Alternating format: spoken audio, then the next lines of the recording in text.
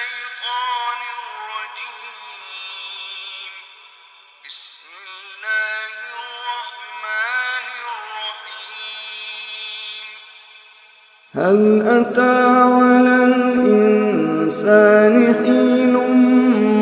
من الدهر لم يكن شيئا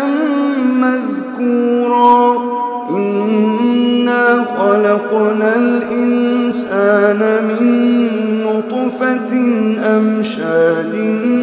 نبتليه فجعلناه سميعا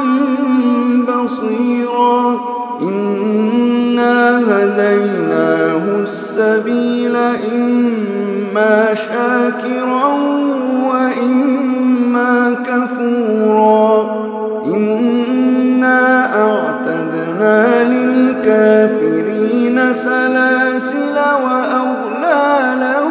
وسعيرا إن الأبرار يشربون من كأس كان مزاجها كافورا عينا يشرب بها عباد الله يفجرونها تفجيرا يوفون بالنذر ويخافون يوما كان شره مستطيرا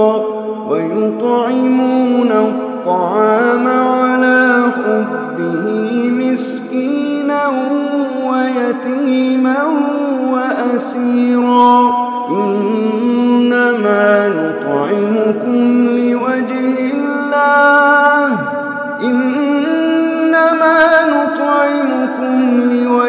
الله لا نريد منكم جزاء ولا شكورا إنا نخاف من ربنا يوما عبوسا قمطريرا فوقاهم الله شر ذلك اليوم ولقاهم نضرة وسرورا وجزاهم بما صبروا جنة وحريرا متكئين فيها على الأرائك لا يرون فيها شمسا ولا زمهريرا ودانية عليهم ظلالها وذلت قطوفها تذليلا ويطاف عليهم بآنية من فضة وأكواب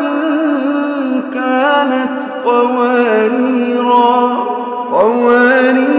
من فضة قدروها تقديرا ويسقون فيها كأسا كان مزاجها زنجبيلا عينا فيها تسمى سلسبيلا ويطوف عليهم ولدان مخلدون إذا رأيتهم حسبتهم لؤلؤا منثورا وإذا رأيت ثم رأيت نعيما وملكا كبيرا عاليهم ثياب سندس خضر واستبرق وحلوا أساور من فضة وسقاهم ربهم شرابا طهورا إن هذا كان لكم جزاء وكان سعيكم مشكورا إنا نحن نزلنا عليك القرآن تنزيلا بحكم ربك ولا تطع منهم آثما أو كفورا واذكر اسم ربك بكرة وأصيلا ومن الليل فاسجد له وسبحه ليلا طويلا إن هؤلاء يحبون العاجلة ويذرون وراءهم يوما ثقيلا نحن خلقناهم وشددنا أسرهم وإذا شئنا بدلنا أمثالهم تبديلا إن هذه تذكرة فمن شاء اتخذ إلى ربه سبيلا وما تشاءون إلا أن يشاء الله